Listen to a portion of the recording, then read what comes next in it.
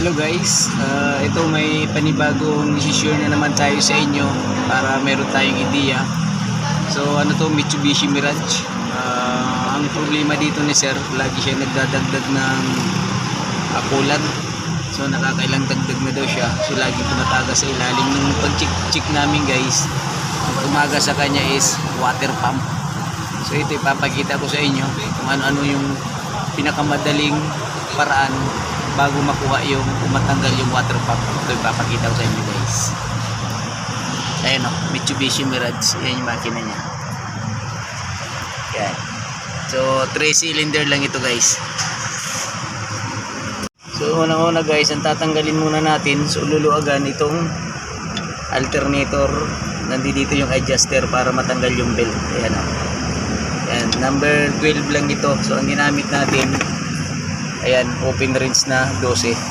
Ito, luluagan mo to sa adjuster. Tsaka itong dalawa. Ayan. Tapos tsaka mo tanggalin yung belt. Ayan.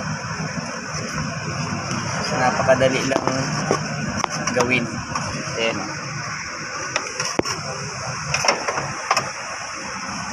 Tapos ito guys, luluagan nyo yung ayan o, tornilyo, yung pulley na nakakabit sa water pump. Gis yan na open range. Ayan. Ayan. So dalawa na lang siya kasi tinanggal ko na yung dalawa. Okay daw. Ha?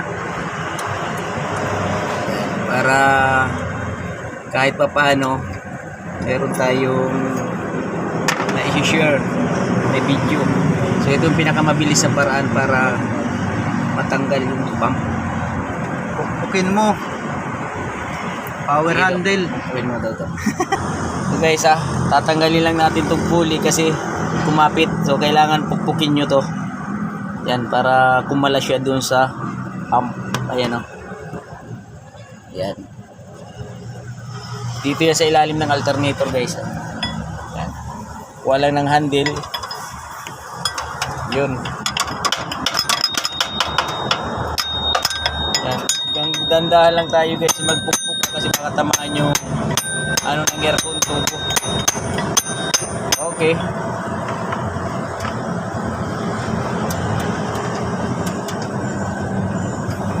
Kulang pa? Sige pa.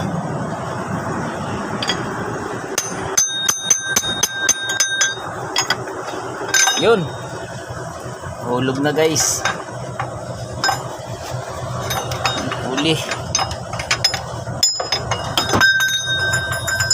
So ayun guys, hinulog na lang sa ilalim.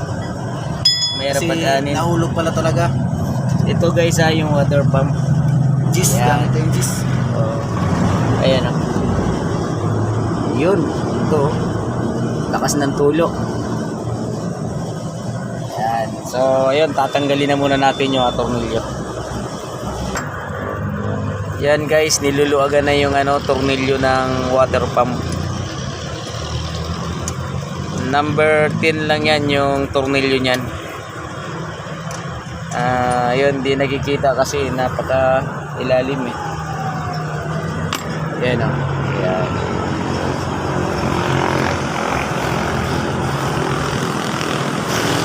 Ayan, Mitsubishi Mirage.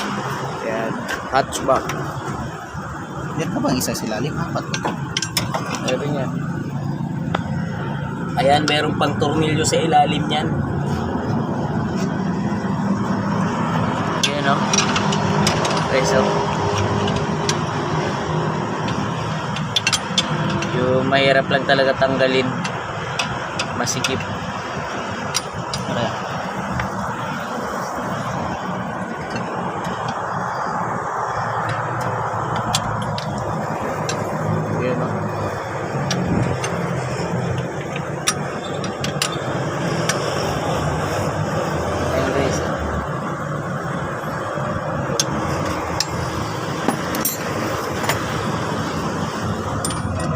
Magalaw lang yung camera namin guys dahil wala kaming stand ng lagayan ng camera. So kahit pa paano, may video natin kung ano yung problema ng sasakyan. Mag-i-share natin sa Facebook kaya sa YouTube.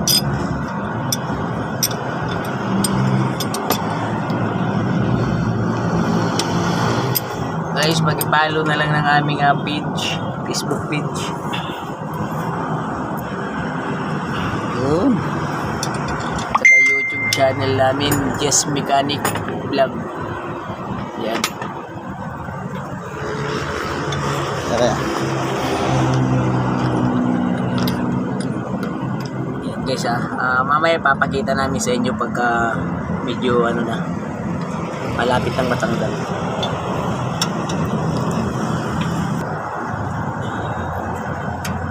Yan guys, maluwag na yan, oh. Isang tornilyo na lang para matanggal na yung water pump.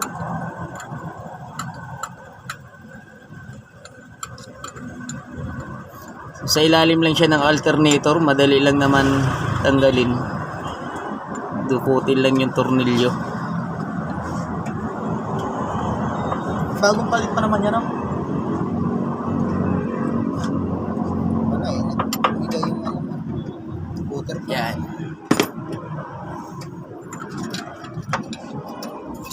Yun. Grabe na pala. Guys, yung water pump. Grabe na palang kalawang. Sir, oh. Ayan si sir, oh. Suki namin dito. Nakalawan na. O, ayan yung dahilan. Yung gasket. Alin na Dito sir, sa may butas yan dito eh. Ayan, oh. Sadyang meron siyang ganyan kasi pag sira na, dito natagas, hindi dito. Ito yun. Ayan, oh. Yan na natagas. Yan, oh. Baka akala ng karamihan kasi dito daw sa gasket. So hindi dito natagas, dito yun. So dahil sa kalumaan na din yan. Ayan guys, oh. Palawan. Grabe na pala, oh. Yan. So mamaya, ikakabit na lang natin. Antay lang tayo sa deliver. Grabe na pala guys, ito na inabot ng kanyang pump. So 9 years nagamit ni boss itong water pump bago siya bumigay. Ayan, dito tumulo. Yan. Malaking tulong kasi ito guys sa makina niya, sa engine, sa lahat ng sasakyan yung water pump. Kasi ito yung nagpa-pump ng tubig o kaya diesel. Ay, sorry, yung coolant. Tubig or coolant yung pinapump nito. Kaya napakalaking bagay nito sa sasakyan. Tsaka yung thermostat. So yun yung trabaho niya sa makina. Pang malamig para hindi mag-overheat. Yan, dito yan guys nakalagay. Yan. Sa ilalim lang ng alternator. Napaka lang tanggalin. So hindi ganun kahirap sa water pump ng Mirage. Kaya nga lang syempre may mga tools tayo na special bago matanggal yung special tools. Kasi dahil dito sa pulley napakasikip. Waiting lang tayo guys sa water pump na ipapalit kasi ipapalalabog pa. Dadali pa dito sa atin. Siya nga pala guys, dito lang kami sa may Centennial Kawit. Ayan Ayan yung highway. Shell Centennial Kawit. Yan, harapan kami guys ng Geely, kasa ng mga sasakyan ni Geely. So nasa tapat ka lang kami yan. Ito yung ginagawa natin ng Mirage. Yan. Yan, papakita ko sa inyo guys yung service natin. Yan. Ayan yung ating service dito, Shell Kawit. Yan.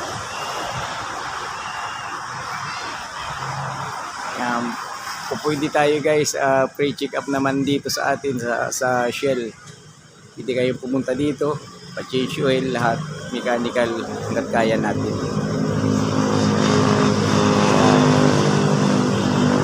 Basta harapan kami ng Geely kasa. Yun. Okay.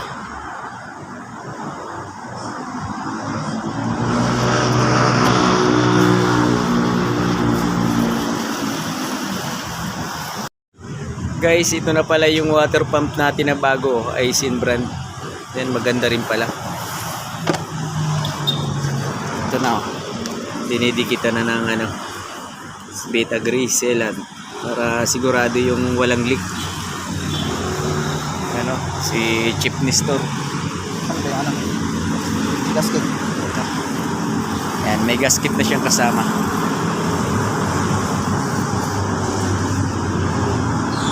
Yun. Sakto. Bagong bago.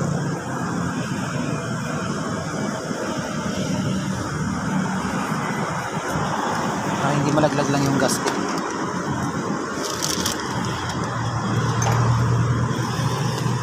Sino ba yung basahan? Basahan ko din. Ayun guys, kakabit na yung bago. Yan o. Yun. Tornilyo. Yun.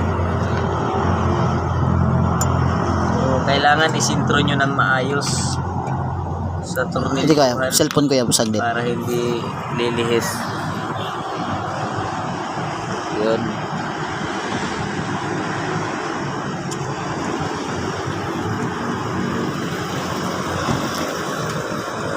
So ayan guys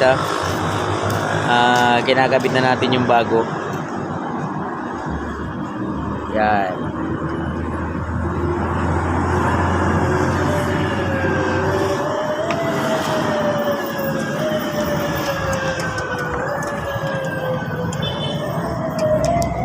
Yun.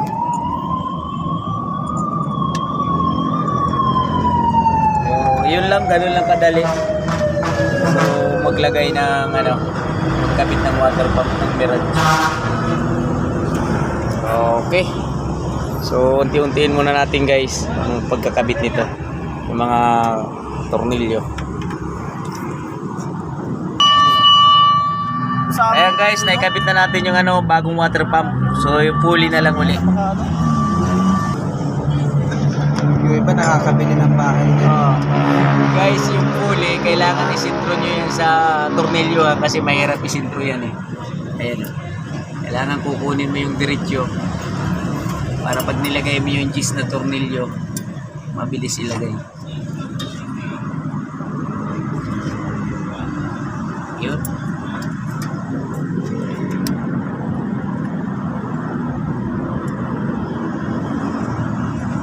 Okay, medyo mahirap nga lang kasi masikip. Ayan guys hinihigpitan pa natin yung pulley. Yan.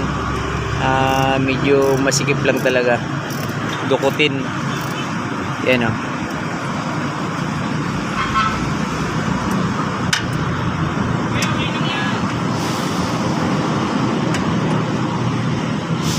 Ayan yung ating technician, si Boss Nestor. Yan, Chip Nestor. Chip.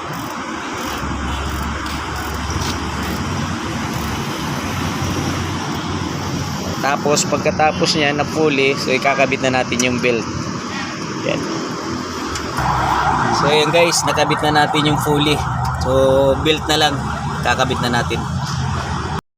Okay. Tapos na yung belt, so higpitan na natin. Ito yung adjuster guys Yan, pahigpit lang to para patakin niya yung belt. Yan.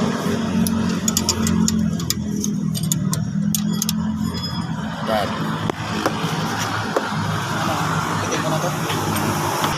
So yun guys, nalagyan na namin ng tubig. Tapos na inilagay, lahat-lahat na ikasa na. So paanda rin na natin, subukan natin kung may tutulo pa.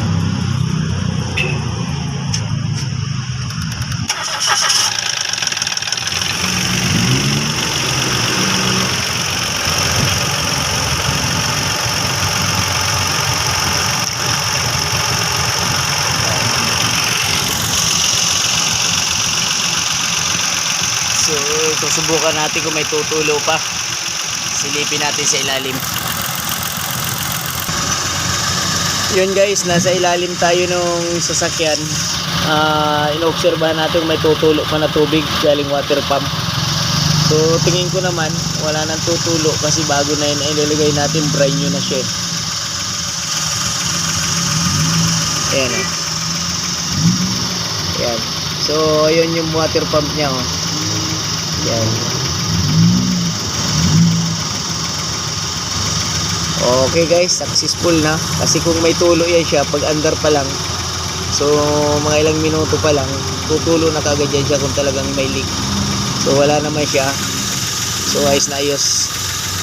Nagawa natin ng maayos.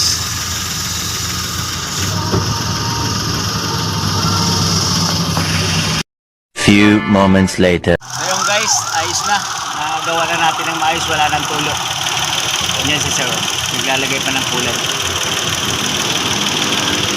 Ngayon, na-under na yung makina niya guys. Oh. So yung pinakita na natin sa inyo, yung ilalim. So wala naman tulo kahit na konti. Ayos, successful.